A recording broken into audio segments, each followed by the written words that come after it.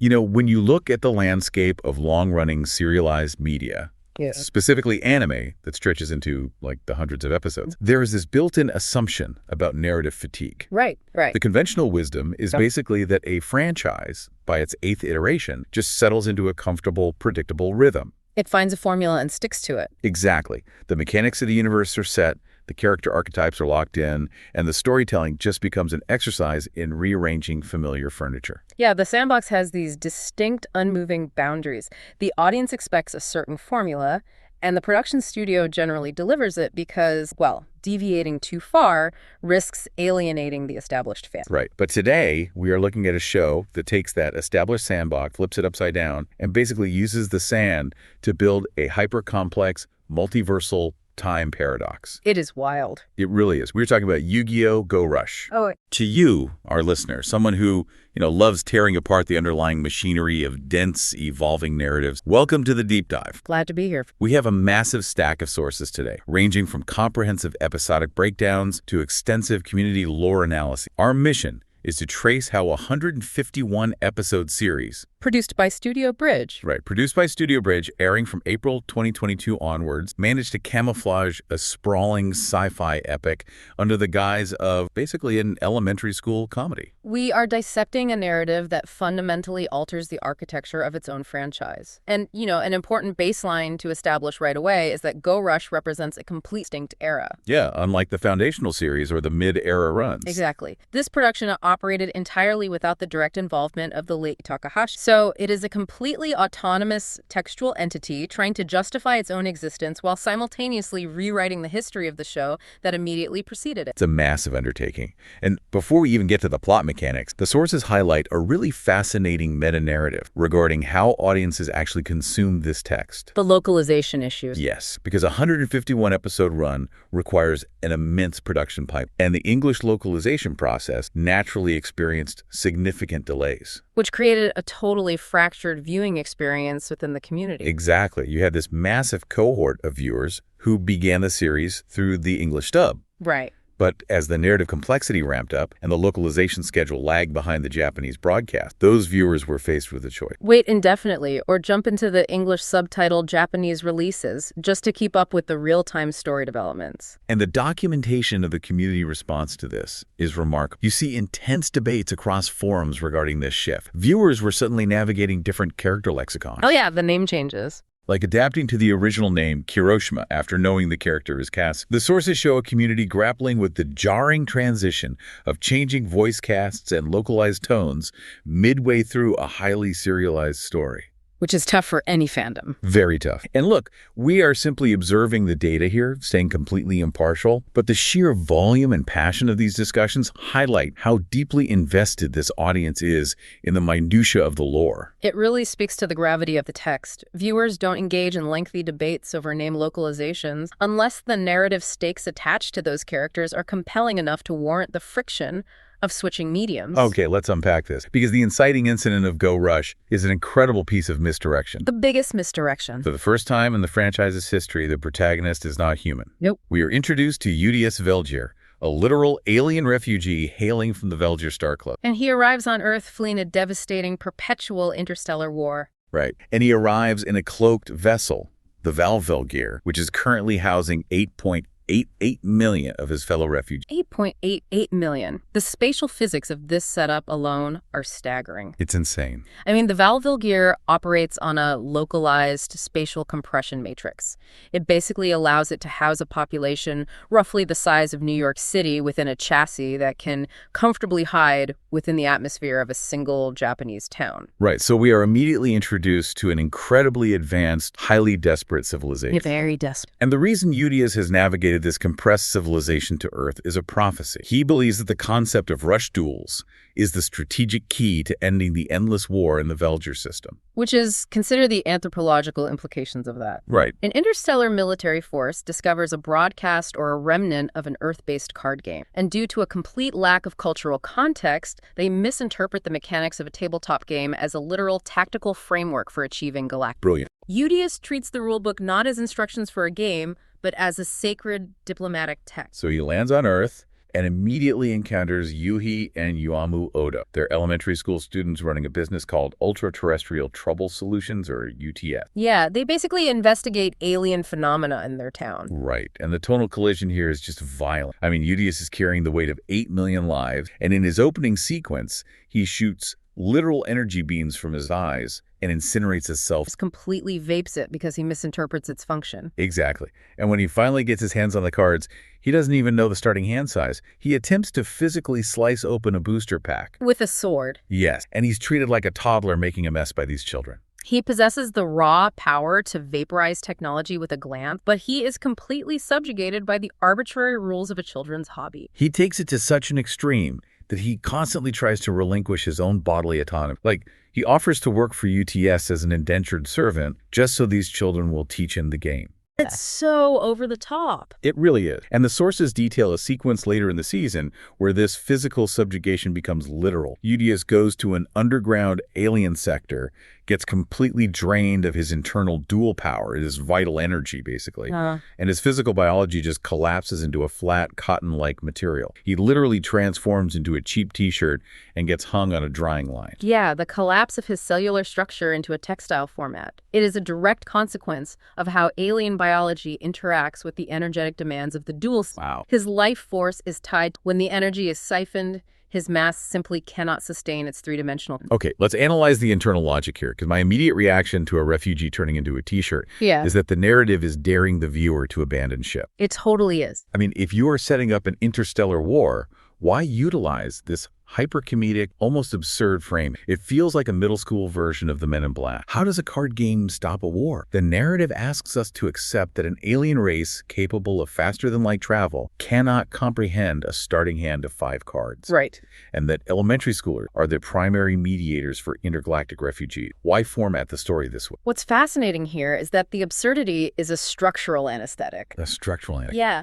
The pacing of the initial arcs is incredible. They cycle through conflicts in rapid 13 to 20 episode chunks. We get introduced to Mike, the organization monitoring interstellar criminals, which operates with this flamboyant, bureaucratic inefficiency. Exactly. The writers are deliberately lowering the audience's guard. By establishing a universe where the rules of physics allow an alien to become laundry, they are secretly rewriting the parameters of what the audience considers possible with text. Oh, I see. It's an acclimatization process. Yes. If you can accept the t-shirt, you will accept the existential horror later. Precisely. They are establishing a baseline of extreme tonal elasticity. Yudias approaches the game as a diplomatic Brit. He believes playing by the rules enforces mutual understanding. But his former military commander, Zuwijo. Right, Zuwijo, who was thought killed in the Velgear conflict, arrives on Earth with a violently different interpretation of the same prophet. Right, Zuwijo views the card game as a raw delivery system for kinetic force. And this ideological fracture brings us to the Earthdamar. The Earthdamar is so important. Yeah. As Zuwijo discovers this energy, which is initially extracted from Yuhi. We need to define the Earthdamar mechanically, though. Go ahead. Within the lore of this universe, it functions as the condensed, localized manifestation of human biological essence. It is the energetic footprint of a soul capable of interacting with physical matter. And the way Zuwijo uses it exposes a massive vulnerability in the technology of the game. Because, for anyone familiar with the universe, you know the game uses solid vision. Right, the hologram. Yeah, technology that renders the cards as three-dimensional light constructs. The holograms look real, but they have no mass. They cannot alter the physical environment. They're just light. Exactly. Yeah. But Zuwijo realizes that if you inject the Earthdamar, this biological soul energy, into the solid vision projectors, the software misinterprets the soul as a rendering command for physical mass. The digital framework of the game acts as a skeletal structure, and the Earthdamar acts as the flesh. The code is no longer just projecting light. It is projecting density and lethality. The sources highlight a duel involving an alien named Chupataro, who uses a specific card called Magical Sheep Girl Megchin. Oh, that scene is wild. Because of the Earthdamar integration, the solid vision system processes this cute pastoral anime girl as a physical biological entity. Right. She bypasses the mathematical rules of the turn order, steps out of the holographic arena, and physically assaults Yudi. Yeah, the parameters of the game are completely shattered at that point. Completely. The turn-based combat system is overwritten by raw, unscripted physical violence. The simulation becomes reality. And Zuwijo pushes this integration to its absolute limit at the climax of the first arc. Mutsuba Tower. Exact. He positions himself at the apex of the tower, saturates the entire local solid vision network with the Earthdamar, and successfully merges his own physical biology with the projected mass of his primary monster, Void Velgear. He synthesizes alien biology, human soul energy, and digital coding into a single kinetic weapon. It's terrifying. But we have to look at the motive behind the mechanism. Yeah. So what does this all mean? Why go through all this trouble to weaponize a game instead of just using traditional weapons? Right. If Zuwijo commands an advanced military force and his goal is to win a physical war, why route his weaponry through the software of a card game? Why not just orbital strike his enemies using the technology that built the Valville? What's fascinating here is that Zuwijo's war is not about territory, and it's not about the revelation of his motive is the moment the narrative drops the comedic facade. Yeah, this is where it gets dark. The Velgearians, Yudias, Zuwijo, and the 8 million refugees are not a naturally evolved species. They are artificial constructs. Yeah, manufacturing. They are highly advanced biological drones created by an unseen cosmic architect for the singular purpose of fighting an endless proxy conflict. Their war has no strategic objective because the war itself product. They are toys in a cosmic sandbox. They can die, and as we see with Zuwijo, they can be resequenced and resurrected. Right. But because their existence is entirely synthetic, they lack a fundamental component of biological autonomy. They do not possess souls. The psychological weight of that realization is immense. Zuwijo discovers that his entire civilization is just a collection of action figures executing a script. And that is why the Earthdamar is so crucial to him. He isn't trying to build a better bomb. He's trying to build a soul. Exactly. When he sees the Earthdamar turn a digital hologram into a living, breathing entity with physical mass, he realizes this energy can be used to overwrite his synthetic programming. He wants to steal human soul energy to inject it into the Velgearian. He is trying to forcibly grant his species personhood. Zuwijo's methodology is undeniably violent. I mean, he is hijacking the life force of a human child and turning a city into a war zone. But his objective is the emancipation of his entire race from artificial purgatory. He is trying to make his people real. It's a huge moral gray area. The show forces the viewer to reconcile the aesthetics of a villain stealing energy, fusing with a giant monster on a tower with the motivations of an existential revolutionary. Yeah. He is working within the framework of the card game because the game is the only language his people have left to interpret. It is an incredible elevation of stake, and the nature of the Earthdamar gets even more complex. Yeah. This stolen energy eventually develops its own localized consciousness. Right, Damamu. Yeah, it physically manifests as a being named Damamu. And despite originating as this catalyst for violence, Damamu is pure, unfiltered curiosity. It is the literal embodiment of positive, generative energy. Which is a crucial thematic counterweight to the next major narrative. The writers establish that human essence, at its core, generates positive math. They do this specifically to contrast it with a cosmic threat driven entirely by negative entropy. Right, so we have Zuwijo weaponizing positive energy, but there's a much more terrifying force brewing in the cosmos based on negative energy. The great king of terror. Yes, the climax of this arc involves a character named Asaka Mutsuba engineering an event where the entire infrastructure of Mutsuba Town, The buildings, the roads. the plumbing, all of it, Yeah. it's structurally unified and retrofitted into a monolithic spacecraft. They literally launched the entire town into the vacuum of space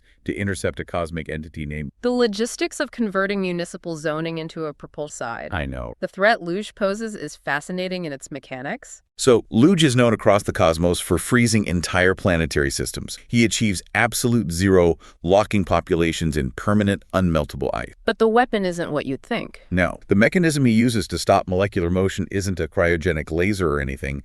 It is a manga manuscript. An amateur comic book. Specifically, an unedited, incredibly derivative comic called Mr. Universe. Luge travels the cosmos and forces people to read his manuscript. And the narrative posits that the comic is so aggressively, agonizingly boring that the act of reading it fundamentally drains the reader's cognitive and spiritual energy. We are looking at a pseudo-thermodynamic law unique to this universe. Extreme boredom forces a severe deceleration of cognitive function. Yeah. This deceleration manifests as negative energy. When a biological entity processes Luge's manga, the sheer lack of stimulation causes their molecular vibration to plummet, resulting in instant catastrophic freezing. It is the weaponization of aesthetic apathy. Here's where it gets really interesting, because it's like a bad Yelp review that can freeze a solar. They take the mundane, relatable dread of being cornered by someone and forced to read their terrible amateur writing. Oh, we've all been there. Right, and they scale that exact psychological feeling into a planet-killing cosmic event. If we connect this to the bigger picture, it perfectly encapsulates the show's methodology. The genius juxtaposition of mundane, human concepts with cosmic. The mechanism of destruction is inherently comedic, but the casualty count is apocalyptic. It's brilliant. And the solution they engineer to counteract this multiversal deep freeze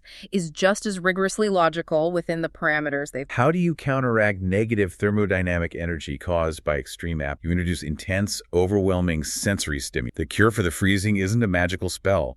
It's curry bread. Specifically, freshly baked curry bread from a bakery operated by... Right. The spices, the heat, the culinary satisfaction, it immediately spikes the biological and cognitive energy of anyone who consumes it. Exactly. The positive energy generated by eating the curry bread forcibly accelerates the frozen molecule, overriding Luge's negative energy. And we have to note the strategic manipulation. Oh, yeah. Luge is not a malicious conqueror. He genuinely believes he is sharing his artistic vision with the universe. He just wants people to read his comic. Yeah. Zuwijo, operating in the background, understood the thermodynamic properties of Luge's terrible manga and intentionally guided him into a pop sect. Zuwijo utilized Luge's total lack of self-awareness as an area of effect weapon to destabilize. The narrative tension is constantly balanced by this bizarre logic. The show consistently uses humor, a boring manga, curry bread, to resolve severe narrative tension. But during the massive confrontation with Luge, when the town-turned spaceship is freezing and the systems are failing, the narrative introduces an anomaly that completely fractures the timeline of the entire franchise. This is the turning point. A mysterious creator figure arrives to assist Yudias. He is wearing very specific, recognizable armor. This is the inflection point where Go Rush ceases to be a localized story and reveals its true structural identity. The entity who originally provided Yudias with his duel disc and the framework for Rush Duels, the creator he has been revering this entire time, is revealed to be Yuga Odo. Right. Yuga is the central protagonist of the anime series that immediately preceded this one, Yu-Gi-Oh! 7. The implications of Yuga's presence in this timeline are massive. Go Rush is not just a sequel, and it is not a disconnected spin-off, it is an...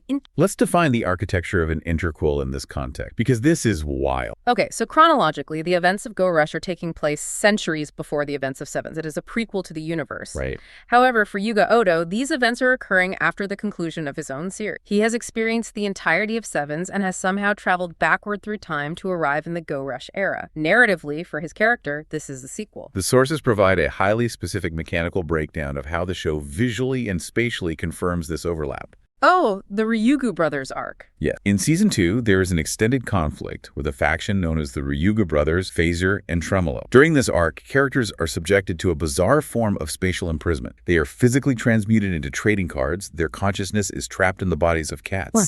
Natural. And they are exiled to a glitching, unstable, dimensional space. A dimension where the code of reality is actively decaying. Exact. And as they navigate this decaying space, the dimension bleeds into another time. They are momentarily transported to Goha City, the primary setting of Seven. But they don't just arrive in Goha City at a random point in history. No, it's incredibly precise. The dimensional bleed aligns perfectly with the exact final seconds of episode 92 of Seven. They witness Yuga's rocket ship descending through the atmosphere back to Earth. The writers literally splice the final frames of the previous multi-year show into the middle of the current narrative, locking the two timelines together with a definitive spatial anchor. But let's examine the causality here. Because how does this not just completely destroy the space-time continuum? Well, I mean, if Yuga Odo travels back in time, introduces the concept of Rush Duels to Yudias centuries before they're supposed to be invented. yeah. And then Yudias interacts heavily with Yui and Udo, who share Yuga's surname. If Yuga goes back in time and effectively establishes the cultural and technological foundation,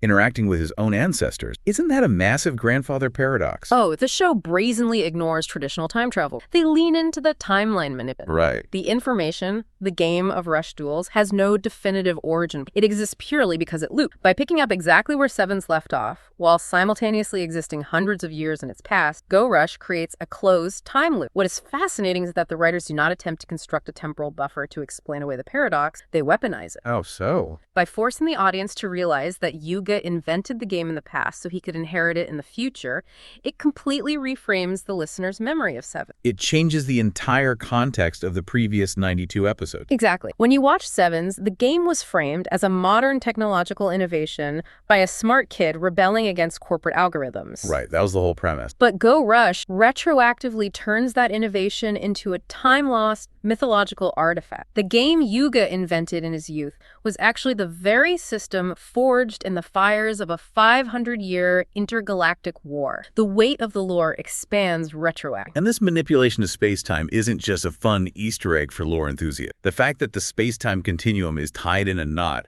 actually becomes the literal battlefield for the series finale. The universe cannot sustain the paradox indefinitely. The fabric of reality begins to tear. The timeline is under way too much localized stress. Which introduces the ultimate antagonist, Oat, also referred to as the creator. Right. Oates seeks to exploit this decaying reality to gain the power of a god to control all of creation. And the setup for Oates is a masterclass in long-term narrative seeding. Oh, the mystery girl. Yes. The sources revealed that Oates is actually the mystery girl, a completely unassuming background character who has appeared randomly in background jobs throughout the show. If you track the background plates of earlier episodes, she is just there. Yeah. Sweeping a floor, reading a book, walking past a window. She is a multiversal anomaly hiding in the negative space of the animation. So Oates initiates the final confrontation on the surface of the moon. And this is where the mechanical breakdown of the game engine directly mirrors the breakdown of space-time. The duel between Oates and Yudias begins, but because space-time is being so violently disrupted, the duel itself begins to glitch. This is the most profound conceptual leap the show. The rules of the duel are not just a game played within the universe. The rules of the duel are the physics. So what does it say about a show when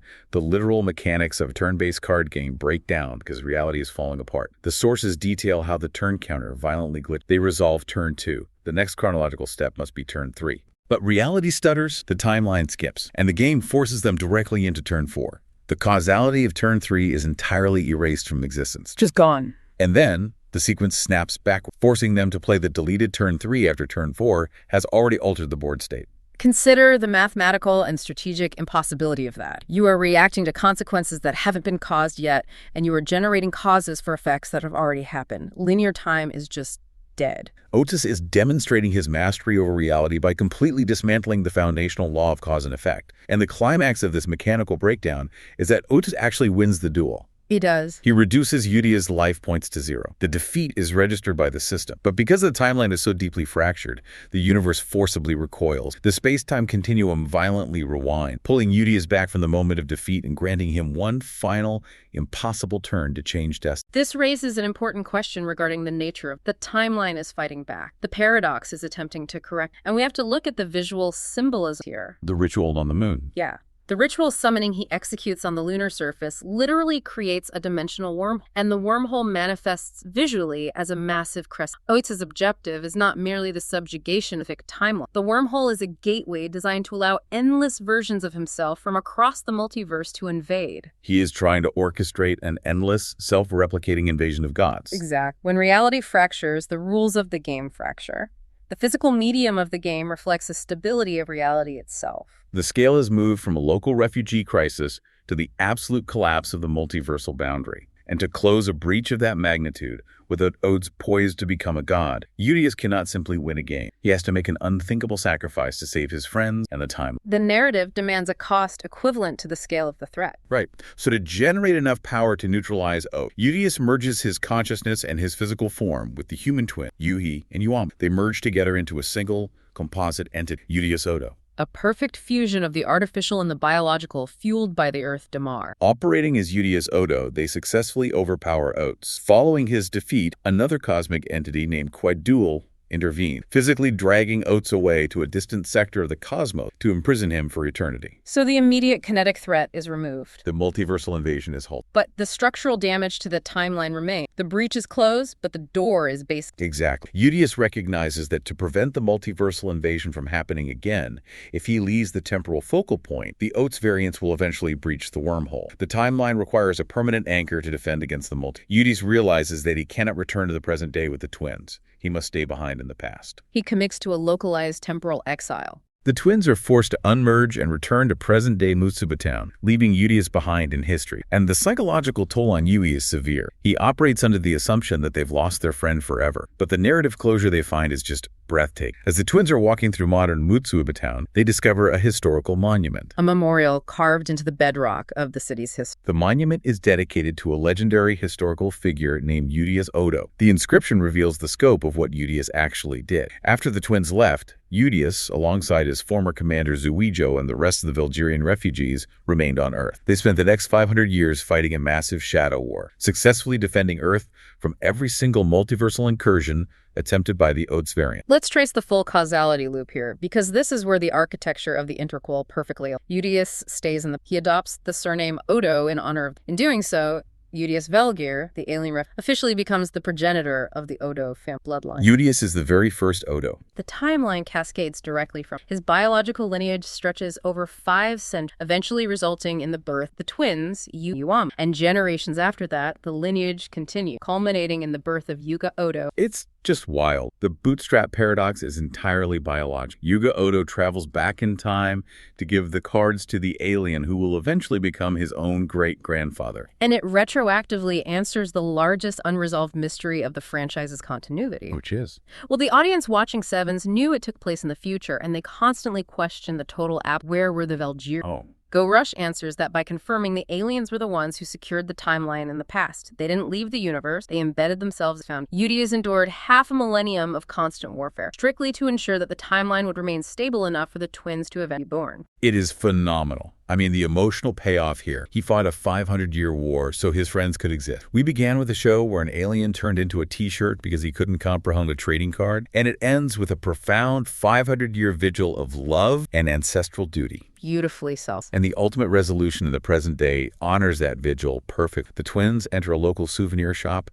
and they find Yudias. He had entered a state of biological dormancy, like a paper-like hibernation, just to survive the centuries once the war was won. And he wakes up. He is finally reunited with the descendants he spent 500 years protecting. The loop is closed, the timeline is secured, and the characters are finally allowed to rest within the peace they literally engineered. It really is an incredible. When you zoom out and look at the total structure of Yu-Gi-Oh! Go Rush, the accomplishment is staggering. It leverages the aesthetic of a wacky, fast-paced comedy about odd jobs and children's card games to methodically build a massive, emotionally devastating sci-fi epic. It explores the existential terror of artificial intelligence, seeking personhood through the Earthdamar. It maps the thermodynamic consequences of negative energy through a boring manga. And it constructs a flawless 500-year temporal loop that redefines an entire franchise history. It really hits every mark. To you, our listener, this is the ultimate proof that the delivery mechanism of a story does not dictate its depth. Even a narrative built entirely around the framework of a seemingly childish media